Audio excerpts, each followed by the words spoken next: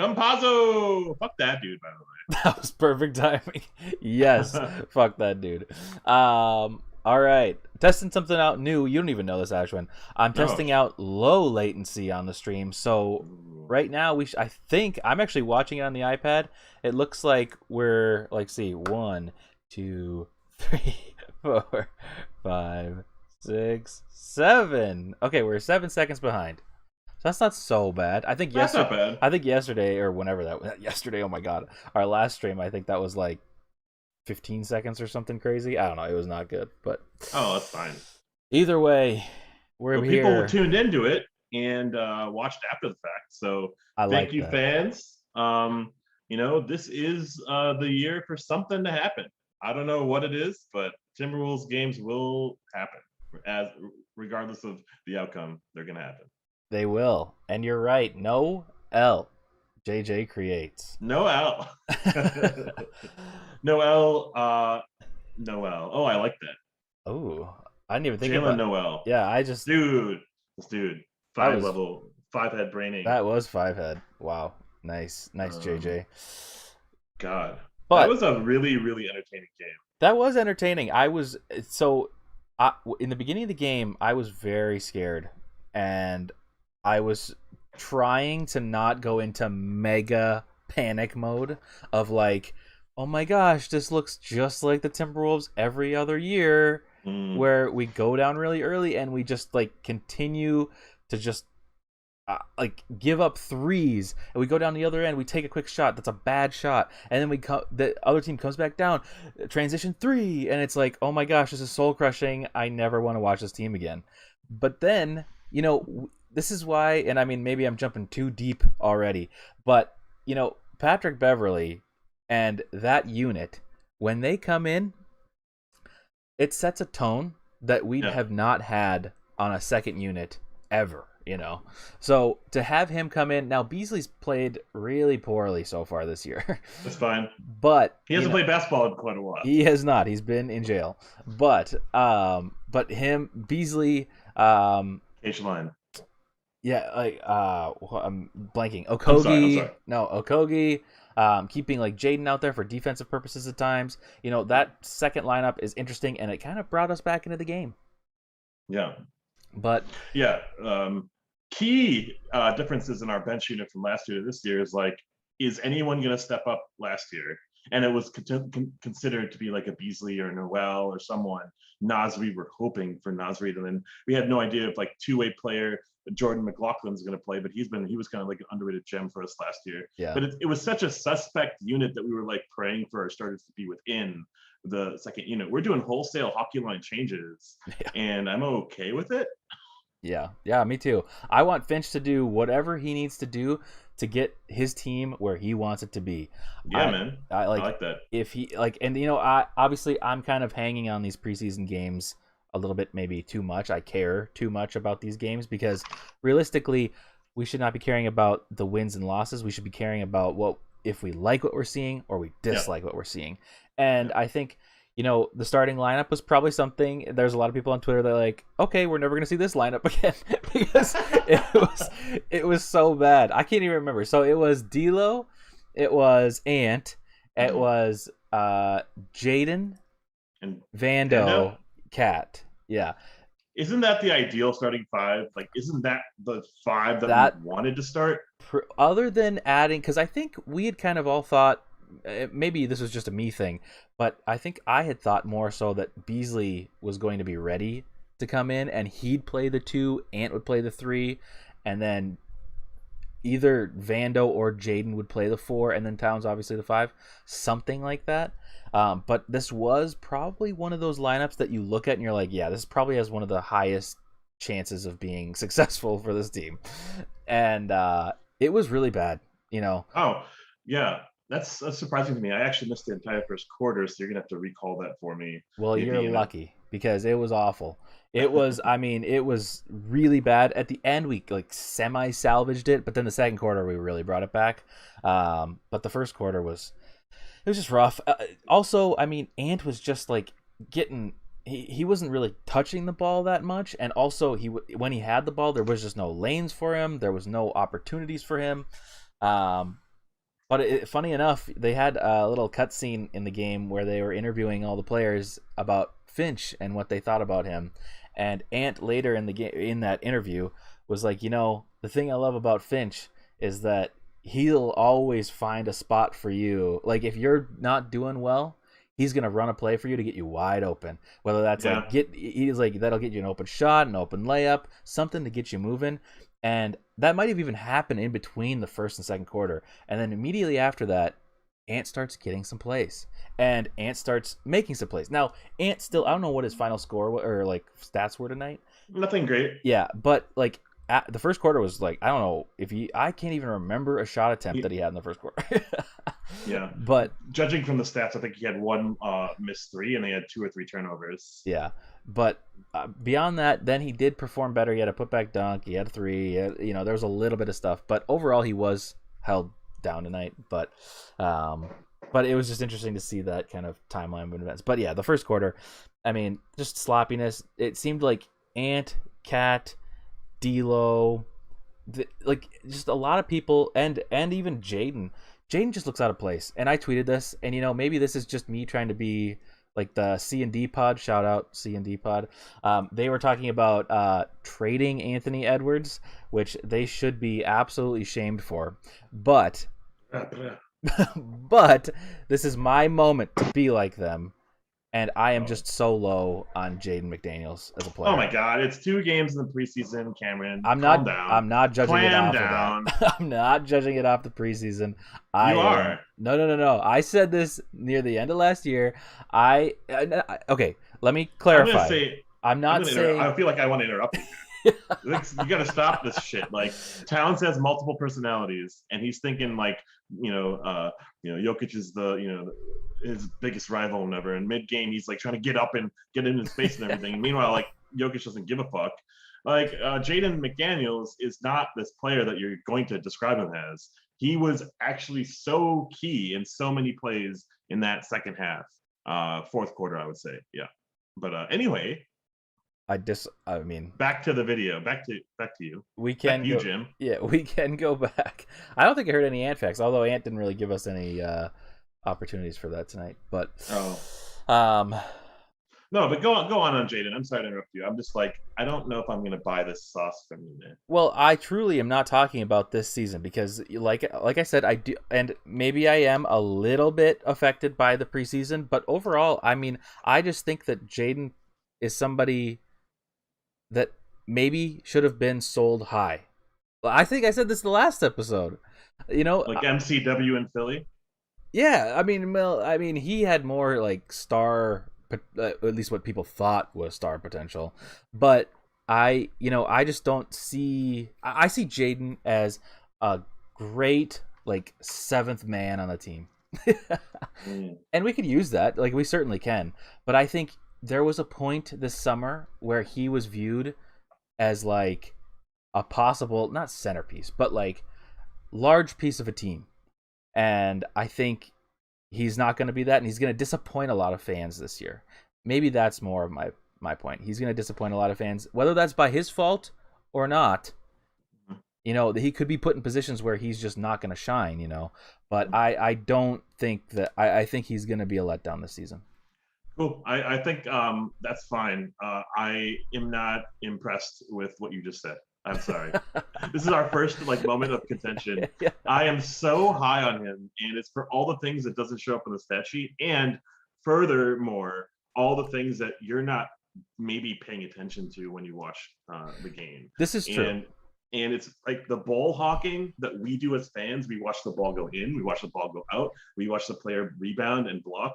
But all the little things, all the subtleties of every possession, Jaden does flawlessly. Like, yeah, he might have gotten torched when Michael Porter Jr. ran around him baseline for a reverse layup or whatever. And maybe he's a little gangly for like a big lineup like Aaron Gordon and Jokic, right? And even like not Millsap, but like the Greens, the JaMychal Green and Jeff Green. Mm-hmm. But I'm just saying, like, he has been able to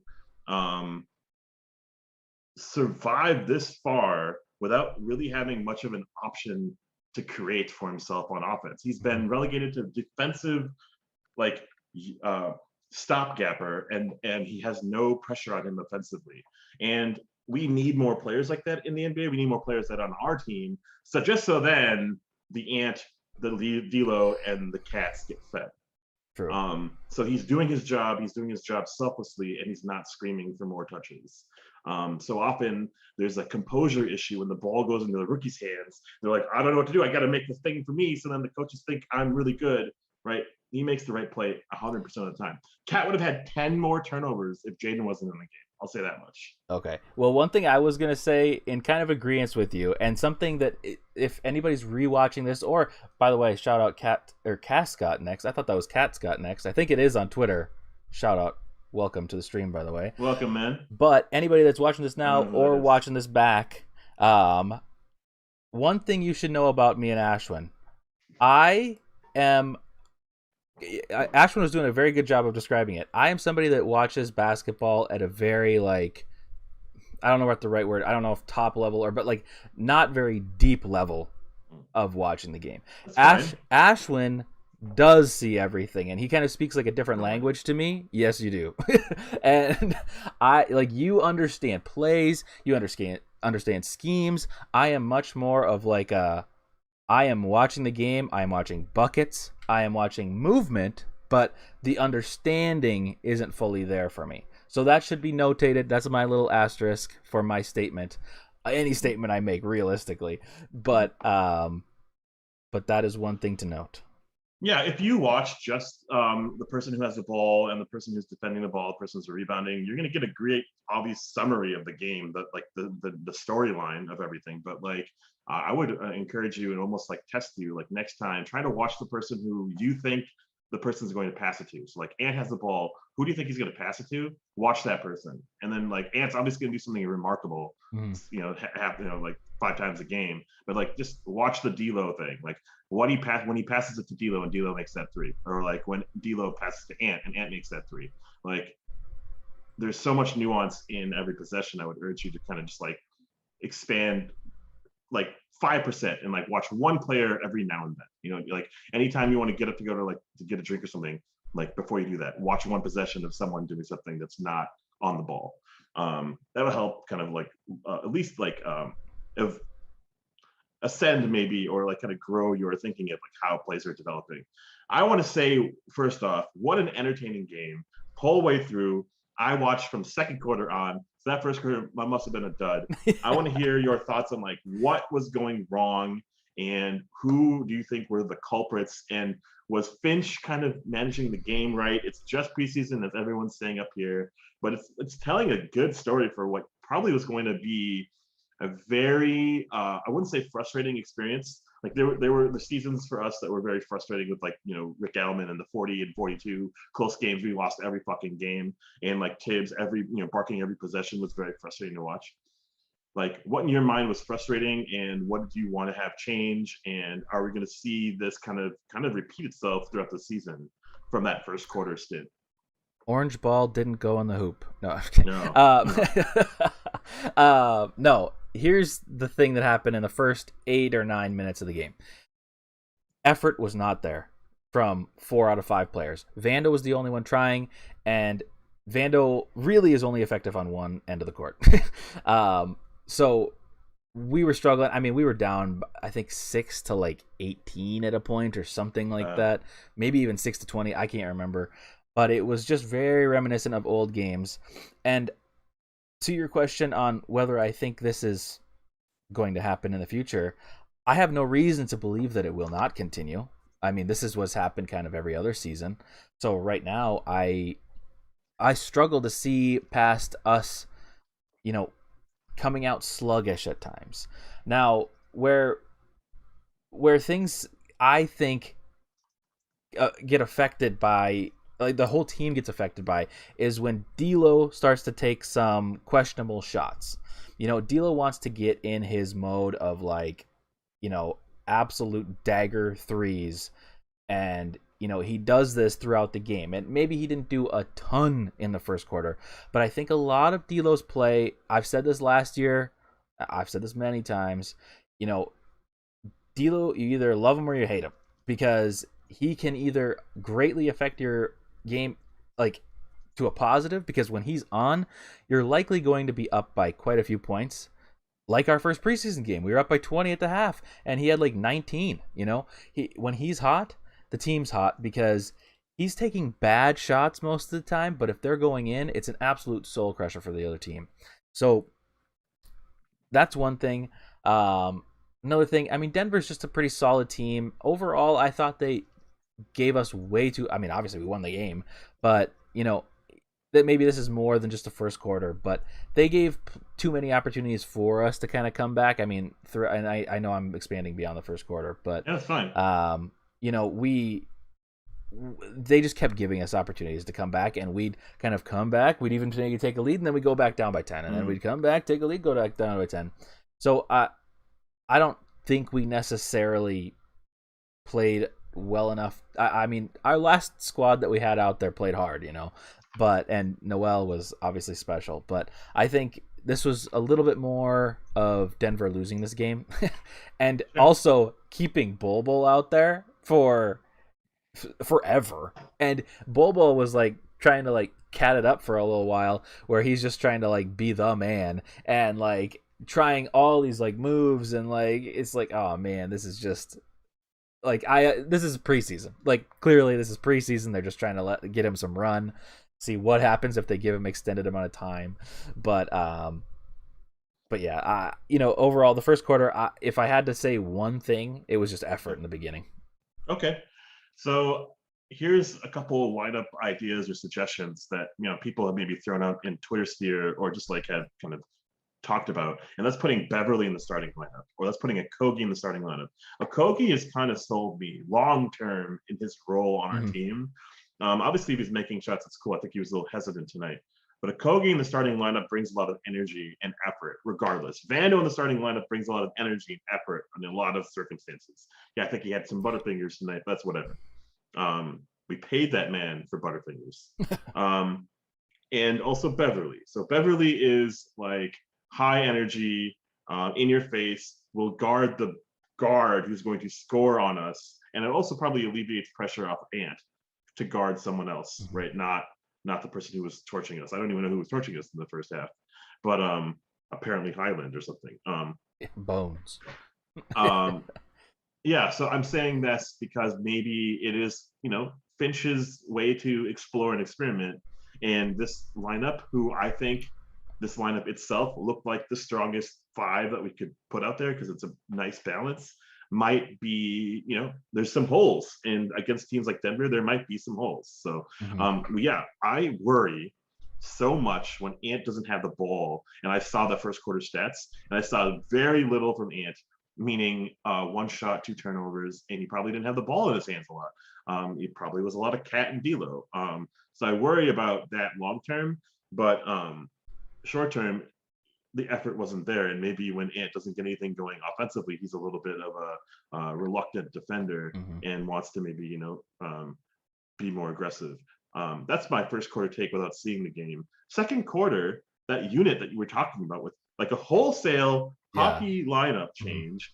We had Okogie, which I was wondering like if he was like hurt or something. But we had Okogie, Prince, who is secret like top 5 offseason pickup. I'm very excited for him. Beverly, Nas, and I think Beasley was that 5. But I think we subbed Beasley out a couple times, once for Ant and once for Jalen Noel. But anyways, keep going. What are your thoughts about that lineup as a whole? Because we were messaging each other a little bit, and I want to know your thoughts on like what you saw out there. Like, could that be sustainable and repeatable throughout the season? Well, I'd say kind of to answer that question and talking about potential of like Beverly or Okogie in the starting lineup. I think with a team like this, where you're not going to be like a Los Angeles Lakers or a Golden State Warriors, where you have like 4 or 5 people out of your starting 5 be all-star level players, you're going to have holes. And we've had a hole in our starting lineup for all the years we've had Rubio. That's an unintentional burn, but for sure. But you're going to have players that maybe can't do one of 2 things, whether that's offense, defense. One of those 2 things is going to be lacking. And I think the lineup that we put out there to start the game today was trying to be the best of both worlds. And Vando pretty much is a defensive player. Although, I think Vando actually probably ended with okay-ish stats tonight. I don't have the stats up in front of me. I should probably be doing that. but, Okay. but I don't feel comfortable putting Beverly in the starting lineup only because he's so valuable for that second lineup to bring in that energy, to bring in that intensity.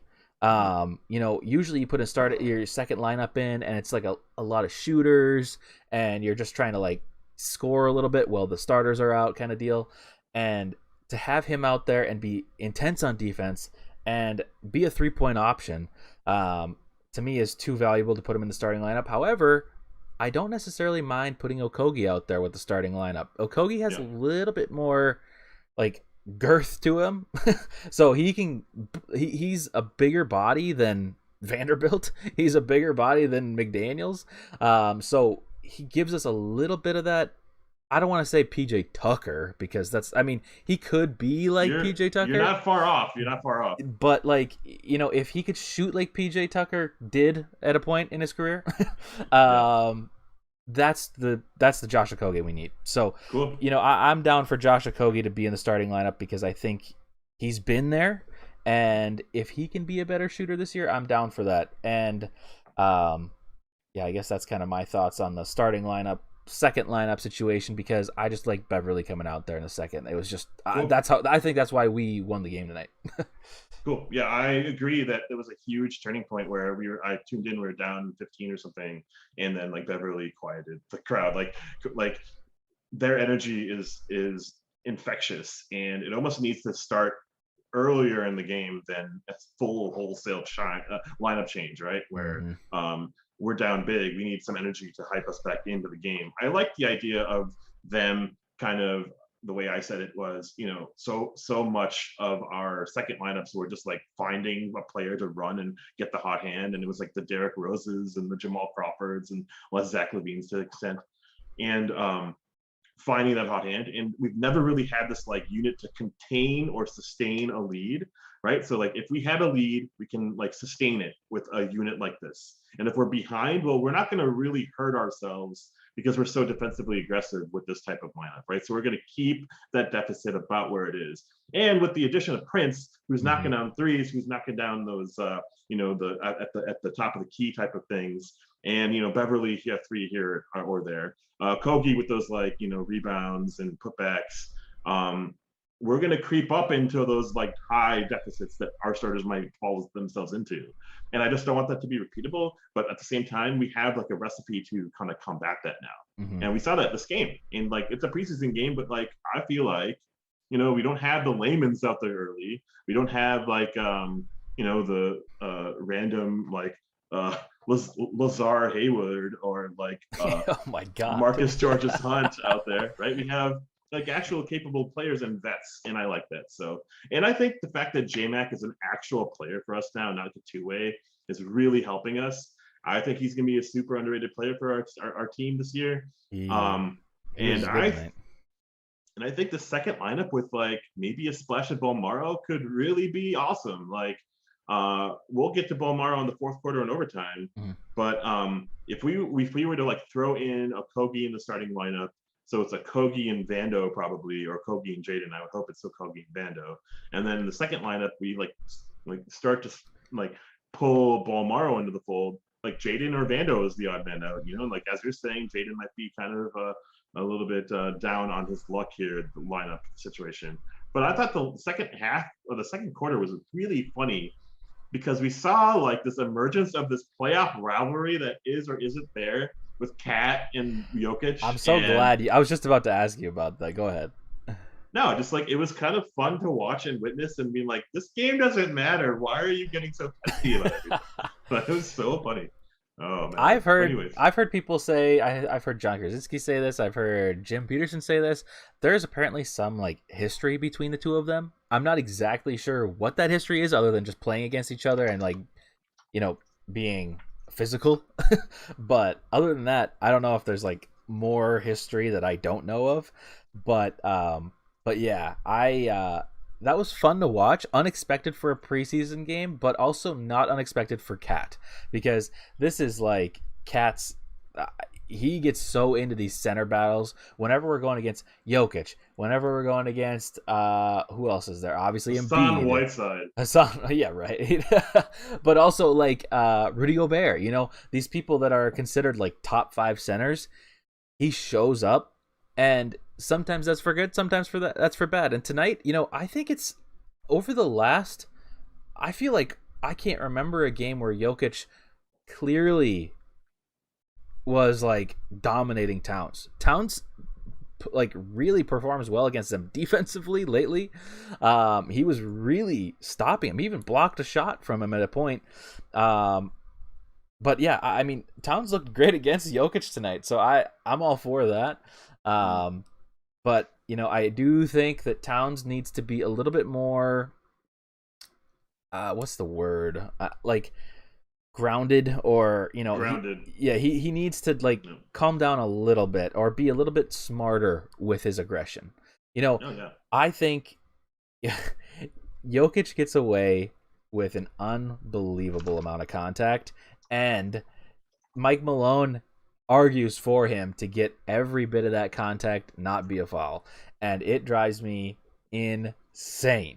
I mean, Jokic is grabbing people, hugging people, and it's like just not being called for anything. And Towns is actually, I know this is just preseason, and maybe this will change in the regular season. Towns has argued calls, and he's been a little bit in foul trouble mainly tonight, just because he was going up against Jokic. But his arguing has felt better to me, less of like whining and more of like possibly, because there is an art to arguing with the ref. Art to the wine. Yeah, and I feel like he's maybe like upgraded his Sims level of arguing with the ref. If that makes any sense. So it does. Yeah, so he is better at it, but he still does need to calm down a little bit, I think. Yeah, I think so too. I think that's going to be the Jekyll and Hyde of Karl-Anthony Towns. I think he's battling a lot of things internally, but you see it on the court. He gets this like persona that he wants to be this one thing that he might not be. Like Jokic is the MVP. Like quit kidding yourself, Towns. You need to prove a lot more than just beating him one possession at a time. And I think it's more like drop this and work on a team concept more so than your personal vendetta, and maybe we'll have more success. But anyways, I think Towns seeing the aggression and the intensity is a good sign, and I think that's Beverly rubbing off on him a little bit. I've been kind of hearing some of the audio a little bit, and like hearing Beverly chirp up a lot, and both Finch and Beverly I can hear a lot in the audio, and they're really kind of complimenting, pushing Towns, and it's nice to see and hear. And yeah, I don't know, like the second quarter was kind of I wouldn't say a dud, but it was nice to see we fight back. And I don't think we took the lead, but I think we tied it. I think you're right. Because it was like, I think at the half it was 47-49, I think.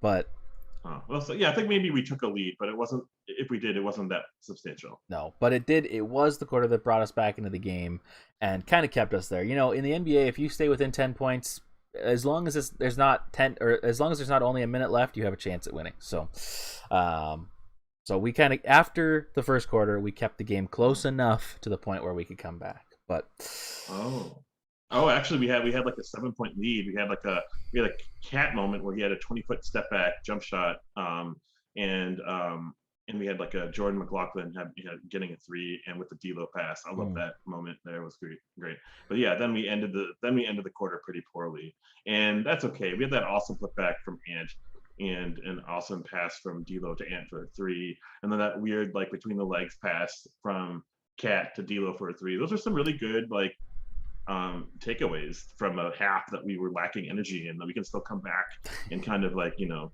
fight for position for the second half. That Cat pass was very catty, but very catty. But that was maybe a little bit more of an acceptable use case for that. Where, I mean, like, 1 is preseason, but 2, you know, he's wide open. It's not like he's doing this in a crowd. So that I can accept a little bit more. But Then we move on to Okay, the the second half. Second half. We kind of again we have some swells of good, some swells of bad. That's like kind of classic basketball though, right? Like teams go Exactly. on Yep. runs. And Yeah. that's where I was kind of going with that is like this is normal, you know. And like I was just saying, like if you're down by 10, if you're a decent enough team, yeah, really even not a great team, you can come back from down 10. That's not hard, especially in today's NBA with so many threes, you know.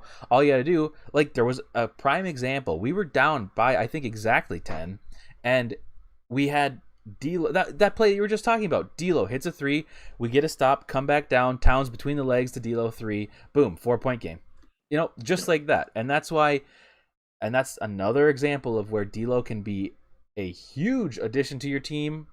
But if he misses, there's other opportunities where he comes down, he tries to like make a momentum play, and it just doesn't work. But that's a different tangent. But the Timberwolves stayed in the game. And I think we brought our starters out a little bit earlier. I don't think we had anybody in as late this time because I think we were like in the fourth quarter and I was waiting for everybody to come back and I didn't even realize it was a fourth quarter. I thought we were still in like the halfway point in the third quarter or something. And I was like, oh no, it's over. I feel like with 4 minutes to go, we still had our starters in the third quarter. In the third quarter, maybe. Yeah. But yeah. But in the fourth, I don't remember too much of it, but maybe I'm thinking overtime. I don't know. It's okay. But either way, fourth quarter, again, swings this way and that way. Bones, what's his last name? Highland. Yeah, Dave Benz could not stop telling his personal story of jumping out of a second floor window. Which to me, those things, man, obviously that's an incredible story and crazy, but save it for the NFL draft, man. There is a part of me that's like, is this something that we should be sharing even once on air? Like, no, we shouldn't be. Let alone 20 times throughout the entire broadcast. Yeah. Every time he hit a three and he's like, yeah, I bet he's thinking back to that time he jumped out of a second-story winw to save his life. And it's like, oh my God, Dave. Give me a break. Yeah. But he was incredible. Yes. Third quarter to fourth quarter was like the Highland story. We had him shooting 4 or 5 threes in that third quarter, and one was like an and one with Prince fouling him barely. And he kicked. Yeah, cool. Honestly, like kick ass. Like, who is drafting for Denver that they're finding these fucking nuggets, man? And no pun intended. Whoa. Like. I'm sure someone else has said that before, but like Calvin Booth and like I don't know, I guess flips like Ryan Saunders is like hanging out with the Denver Nuggets these days. It was probably Ryan. And Rick Edelman's son David is there as well. Right. But they are drafting gem after gem after gem, and Bol is awesome. Like regardless of like what he was doing at the end of the game, Bol is another one of those gems where they're trying to find a role for the role players that they're picking up, and they're not going to be stars, and they're getting into roles. They need Bol for blocking potential, like defensive purposes, because they have no shot blocking ability. And Niall and this Bones Highland is this incredible like pulse for the team where like let's say Miller's or like Morris not making shots. They have Will Barton, and I don't really like him at all, by the way, but like he's kind of there. And Murray's out, and so like a ball handler that can make his own shot, and it's not Campazzo, right? It's this guy, and I think they drafted a fucking gem already. Like I'm sure that he's gonna have a lot of like growing pains or whatever growing in the NBA, but like he's gonna be relied on early in the season because Jamal Murray's out. You know, I was listening to a portion of a Denver Nuggets podcast. I don't even know what it was. I wasn't actually trying to even listen to it. I just heard it on Twitter someplace. But they were speaking more highly of Jokic and Porter Jr. than they were of Jamal Murray.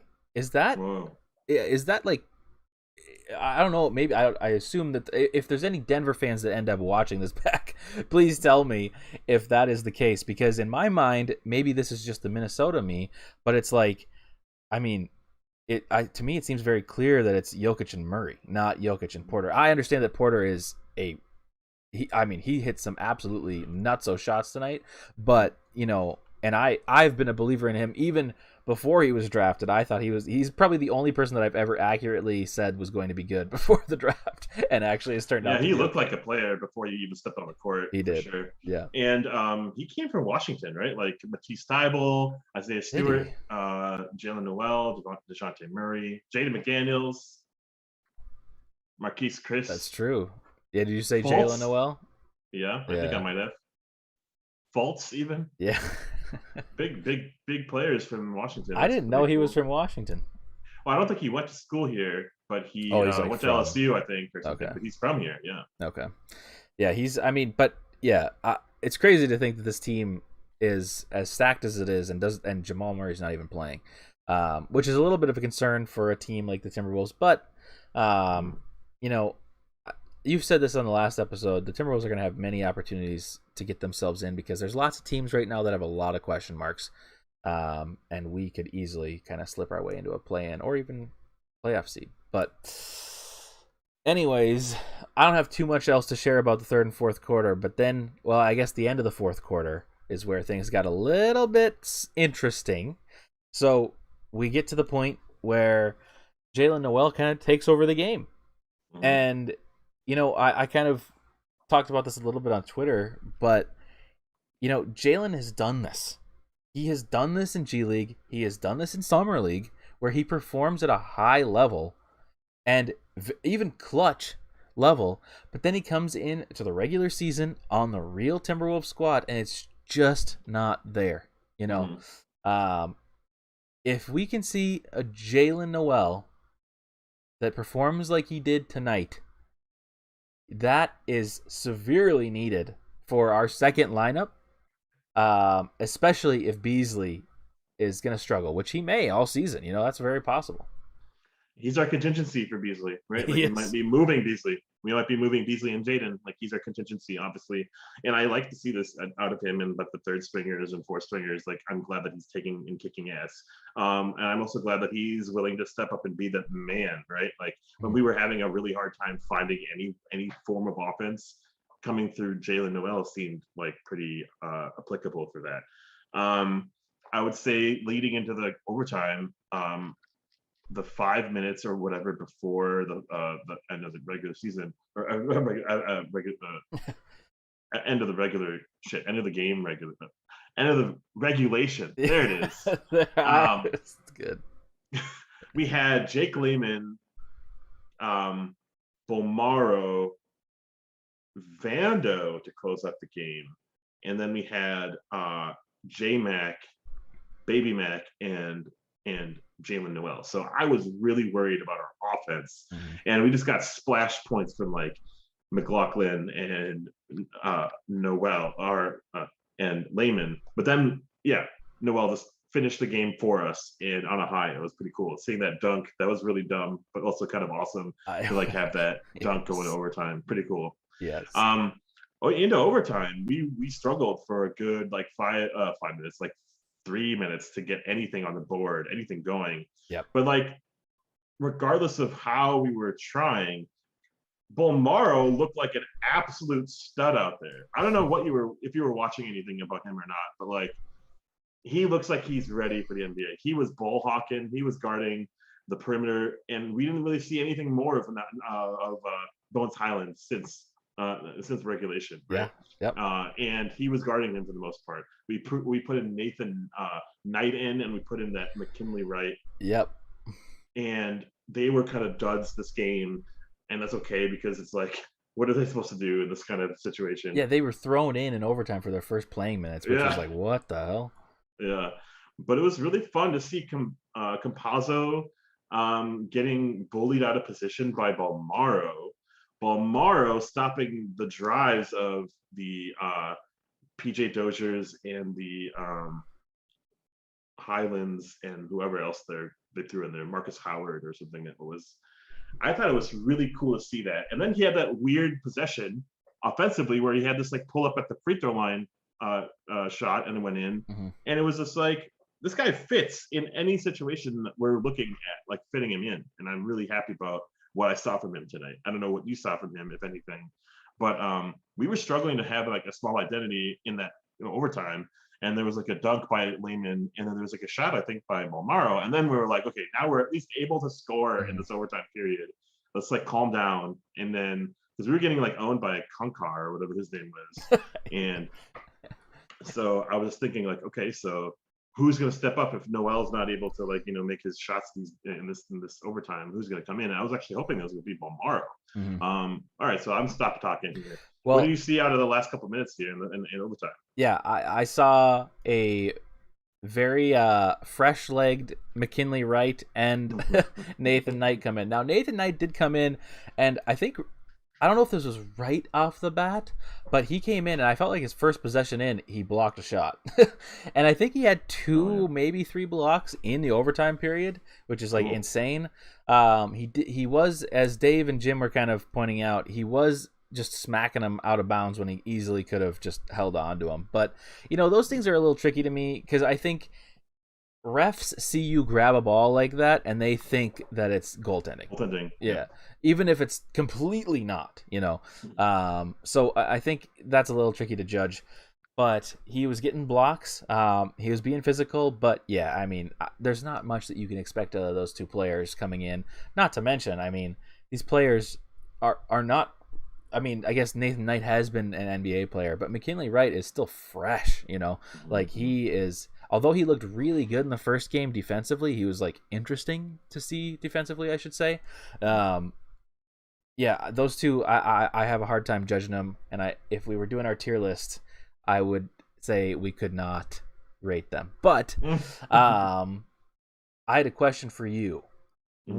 So on Bomaro, where do you see him fitting into this team? Do you see him as a possible like second unit guy, or do you see him more as like a occasional second unit guy, or do you see him not playing much at all? Yeah. So initially, before I saw him play a minute, I was thinking G League. I think he's ready already, and I think he's going to have a lot of surprise moments in the season. I think as JJ Creates is pointing out, his defense I think is there, and I think his passing is maybe top tier on our team. Oh yeah, definitely. We have D'Lo and Compazzo. Oh god, I keep saying Compazzo, and I hate that motherfucker now. Balmaro and Russell now as our like kind of like our playmakers, and then I think we have Ant as a learning distributor. But we don't have a whole lot of great passers on our team. I mean, Cat is kind of a good passer on occasion, and Vando as well on occasion. All right, I'll stop talking about that. Balmaro probably should be on our roster day one as a second unit guy. I have a feeling that we're gonna like have him have him grow, and have him thrown in the G League, and I think that's gonna be really, really beneficial for him because he's gonna be the star on that team. He's gonna clown on people. clown on them hoes. Yeah. On what's the 76ers team? Like the 96ers, 98ers. I think it's, what is it, 78ers or something? Yeah. Or I don't even know the names of the team, but like the Rio Grande Vipers. Yeah.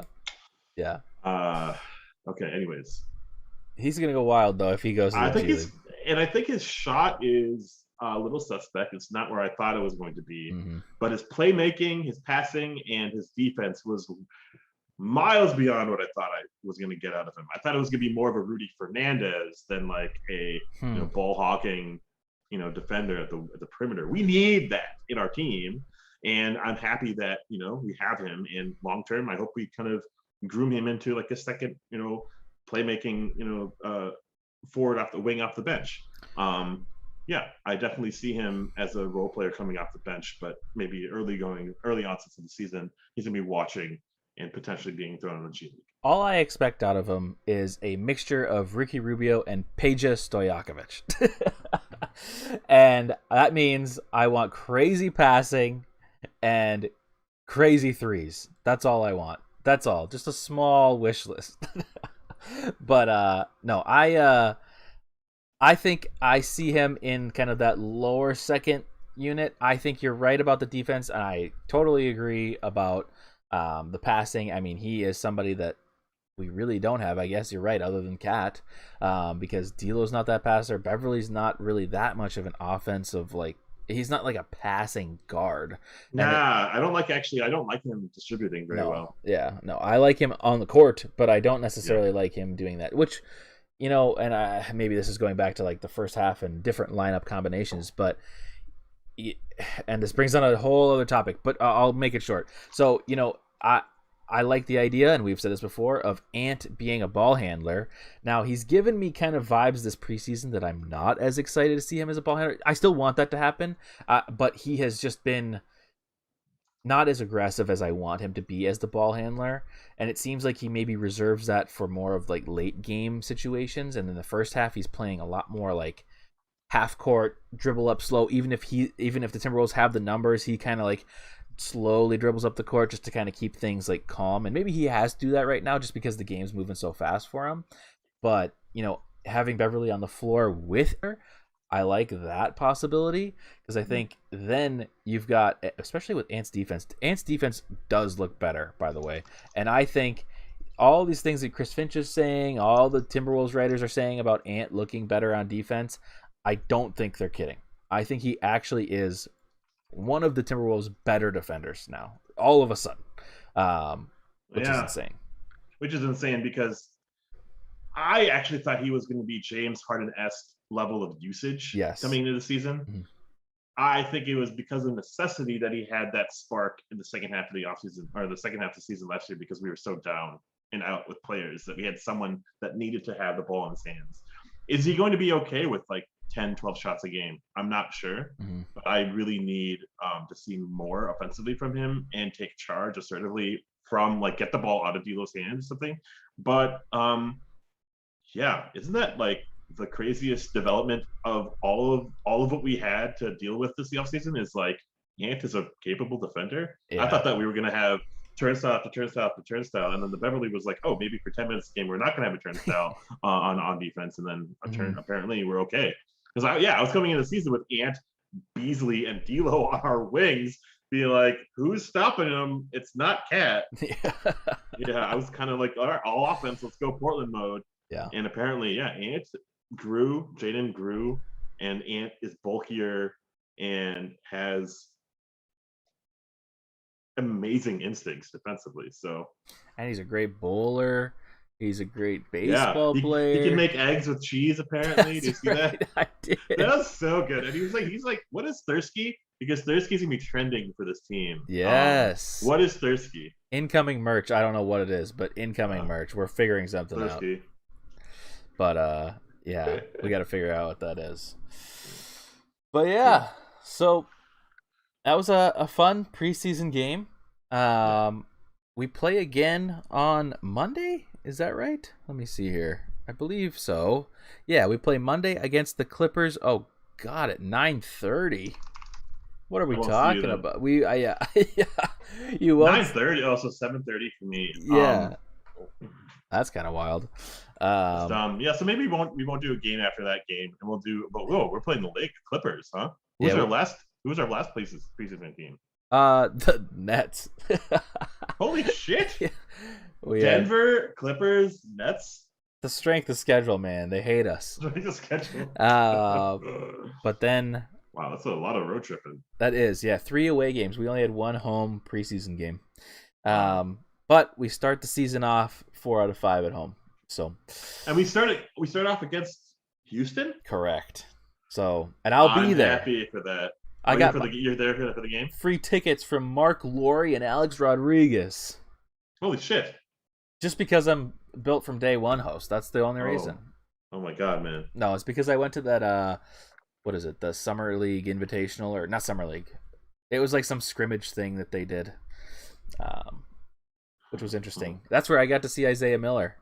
But nice. That dunk. Yeah, so that thing was crazy, and I won't go on about this. But if you went to that, they gave you 2 free tickets to a game.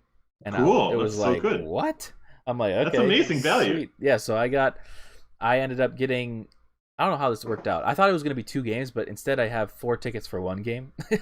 so it's going to be me, my dad, probably Maddie, and then maybe my mom. We'll see. But I like that. But yeah, so we'll be at the game on the 20th. But as for the game on Monday, the 11th, I probably will not be on after that game unless. I mean, I will watch the game for certain. You will see me on Twitter tweeting about it. But However, if that game is not the best game in Timberwolves history, you will not see me on.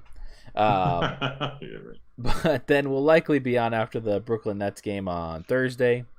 Or at least, Thursday. yeah, I should be free anyways. My weekend's Wednesday, Thursday. Okay, Thursday is 4:30. Yeah, so you'll That's fine. That's fine. Thursday it is. okay. We'll Yeah, so see. we'll see us on Thursday. That's cool. Yeah, Thirsty. Thirsty. But yeah, And yeah, so what are you expecting, predicting, or hoping from these next two games? You want to see anything develop? You want to see more anything out of Jaden Noel, McDaniels, or are you kind of already out on him? well, And are you wanting to see something out of like the lineup shifts, or any specific player that you want to see minutes, something from? first of all, I'm not out on Jaden McDaniels. Hmm. I just don't believe that he is a top 4 player on our team. But I'm going to give you 2 answers. One you asked for, one you didn't. So, Uh-huh. first, what am I looking for in the next 2 games? One thing that I've been craving is I really want Ant to be more aggressive as the ball handler. And by aggressive, I mean let's not use the first 10 seconds of the shot clock to just dribble around the top of the key. Like, let's not do that. Let's either get some passing going, let's drive a little bit, and especially when you have numbers in transition, let's push the tempo. I think he should be doing that, and I'm not seeing that in the first half, and I don't think it's that I don't see it right now as him being like, oh, this is how I want to play. I think he's being tentative. I think he could be aggressive, but he's not being aggressive right now. That's one thing I'm looking for. I am looking, I guess, a little bit more of what Jaden's role will be for the team. I guess I'm not necessarily looking for him to improve or looking for like anything like or things to fall off or anything like that. I'm just looking to see what his role turns out to be, because right now I just am not a believer in his role right now. But again, like I said at the beginning of the show, rewind. You know how I watch basketball, and Ashwin watch basketball in a different way. So, but then to the question you didn't ask me, and something that I'm going to ask to you as well. Mm-hmm. I'm kind of trying to keep a live tally. I'm not writing this down anywhere. I'm just in video form. This is my video diary. What are my thoughts on what this Timberwolves team will look like this season, and what record or placement type of deal we can expect? And right now, after the first game, of course, I was very high after the first preseason game. It was very exciting. I went to the game in person, which also felt really good. So I was thinking, I came, well, we didn't do a show, but before the show, I was even hyped up, and I was like, man, I think we're over 500. And I also think it's not even impossible to say 50 wins. Now, in my diary, I think Yeah. I think I'm evening out closer to a 500 team. Yeah. Assuming it stays relatively the same. And I do think, though, that if we are not hitting like 34 wins, it's a problem, and we have to fix it after the season by major change. But, Godfrey, I'm assuming you're reacting to me to saying 50 wins. Hey, I get very optimistic before the season, and then as the season goes on, I become doomsday. You should know this. But, but yeah, right now I'm thinking 500 for this team. I think, again, like we were talking about last time, the parlay system, if everything goes right, if Taurean Prince is suddenly a 45% three-point shooter, and if Patrick Beverley comes in and also shoots over 40%, and if Ant is really getting 2 steals and a block per game, all of these things happen, sure, maybe we could work our way up a little bit. But I think right now, my kind of guess in the standings is the highest I could see is maybe 6 or probably closer to 7, and then the lowest I could see is the absolute bottom. Oh, you're saying 6 or 7 seed. I was like, I almost thought you were going to say 60, 70 No, wins. no way. I was like, let's stop you right there. That's pretty cool. It's actually fun to fantasize and kind of like make predictions and see in the future. I don't know what our strength of schedule is. I don't know who we play after Houston. And so a lot of that's going to be momentum based. And if we're healthy and if we see development that we are expecting, anticipating, and such, like riding the idea of Ant becoming like a Donovan Mitchell like player at a minimum almost. Um, I think we have a lot of good pieces that are going to fill roles that they're aware they're a role player and they're going to play that role and they're going to play that role well. And I think it's a lot of it's reliable. I think so much of this season is going to hinge on three players, and it's going to be Cat, Ant, and D'Lo. Mm-hmm. How they actually outperform their competitors or outperform expectations is going to be what we do in terms of our standings. So, 34 wins is a baseline for them being about as average as we are hoping. And then we kind of we beat the teams we're supposed to beat. We lose to the teams we're supposed to lose to. And we might have a couple shockers against the Lakers when they rest everyone and they played Dwight Howard 45 minutes, Yeah. because I'm just saying. But I think there's going to be growth that's going to be a little bit like under the table that you're not going to like see stat wise, and we're going to gel organically. And I think early season success is going to be paramount for our team. Mm-hmm. And my predictions haven't really changed too much, other than I'm like a little bit higher on Balmaro than I thought I was going to be. Mm-hmm. And I'm kind of back in the fold of Okogie being a team player for us long term, a role player for us long term. I was actually out on him, and also like thinking he wasn't even going to be on the team at the start of the season. And I'm happy we have him still, because I think his role is going to be paramount to giving some of our players a spell here and there, but also just being potentially a starter, like guarding the best wing player for them, guarding the LeBrons and the Paul Georges. I don't know what I'm talking about, those two guys, KDs of the world, right? Mm-hmm. Yeah, like, and I think we have a lot to prove, and I think it's like kind of showing itself a little bit with the intensity already in preseason. Mm-hmm. And like taking things personally is awesome. Like, don't get injured, but like go at them, right? I think we could be 40 wins, and I think that's not too far out of reach. I'm not there yet with 50 wins, and even if like everything goes right, like, man, a lot of things have to go wrong for other teams for us to get to 50 wins. So I'm not even looking at other teams. I'm not looking at our strength of schedule or anything, but like, I think 40 wins being about, the 16th to the like 20th best team in the league is about where we could be. And I think that's okay. And I think if we see a lot of growth, then we don't have to like really do big sweeping changes. If we're at 34 wins and it doesn't look much better than seasons past, I'm there with you. Like, let's start looking at what next season could look like with a different lineup completely. Because my thing is, like, if we're at 34 wins, and even if it looks kind of good, like, I mean, there just has to be faster development, because otherwise this team, we'd have to keep it together for 10 years for us to be a 500 team. I am definitely on the over of that 34, 34 and a half. So I just, I think you're right. I think like 40-ish wins is a pretty good thing, because if we can get 500, then yeah, we can build on something next year to be a little bit better. Get a little bit better, and if you're a little bit better than 500, then you're a pretty good team. One of the best teams in Timberwolves history, unfortunately. Yeah, for sure. So I would be all down for that, and yeah, that's why I'm kind of out on the 50 wins convo.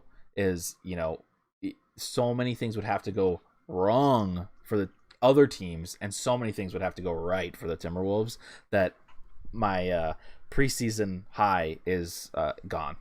So that, I think, would be a long, like, I don't think that's gonna happen. But are you saying oh, that's your under over for the Wolves? Okay, I think that's pretty close to the actual like Vegas betting odds, though. I think that's what he's saying. I think that's what Godfrey's saying. Okay, yeah. Oh, so I see.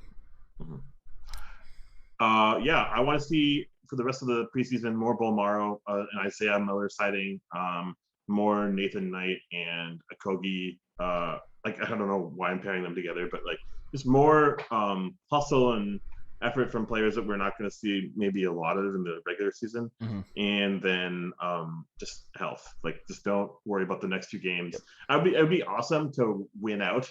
It'd be awesome to win, like end the preseason on a win, on a high.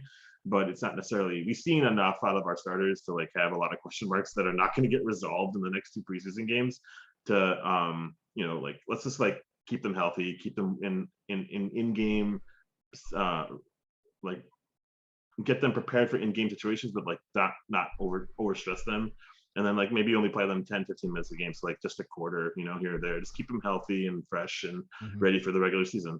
Yeah, definitely. And by the way, we could get a little momentum in the beginning of the season because we do Rockets, New Orleans, New Orleans. Oh my gosh. And I don't think all at home. Wow. That's a crazy start. And we don't have Zion. Yeah. But then we go Bucks and Denver. So it could be. That Denver game will be our first test. That will be our. The Bucks is probably a loss. Like, let's not even consider that to be a win. That should be a loss. Yeah, it should be an obvious loss. But I definitely think that first game in Denver. So we should start the season 3-1. Yeah, I mean, I'm down for a 3-1. Let's go 3-1. 4-0. 4-0, yeah. But not 0-3. That would make us like let's find Bradley Beals and Ben Simmons. Anyways. Yeah. Oh my God. Yeah, both of them. That stupid that random tweet that came out today with that crazy trade. I'm not even going to talk about it. It was so crazy. But, anyways, so that's what our show is going to be today. We're not going to be back on Monday unless, like I said, it's the craziest thing ever, which I don't know why that would happen in preseason. If you're new, give us a follow. We're at 9 followers on YouTube, so we pretty good. Better than not. Yeah, 9. No, we could definitely use some more. But I do like being on YouTube so far. I can see kind of the algorithm working at times where like our views go up randomly at like totally random times and they go down randomly. It's like interesting. So, but if you're watching this after the fact and you're still listening to us, leave a comment. Let us know what you think the Timberwolves record is going to be this year. Are we going to be above 500 or below 500? Or should we go off of the over under? Are we going to be over 34.5 or under 34.5? So yeah.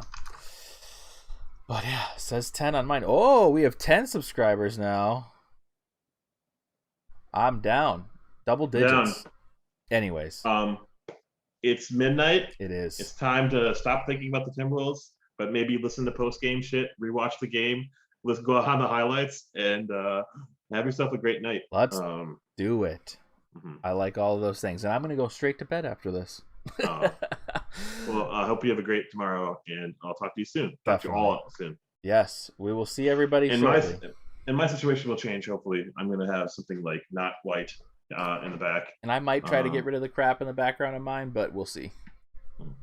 Your White Sox are kind of nice. My white background? Yeah, it's clean. Yeah, it's a white wall. I just moved in here and I have such a mess everywhere else. So this is the cleanest part of the house. That's all right. Well, anyways, thanks everybody for joining us. We'll be back sometime next week. Keep an eye on our Twitter for whenever that is. Because I don't even know. But anyways, we'll see you next week. All right, go Wolves.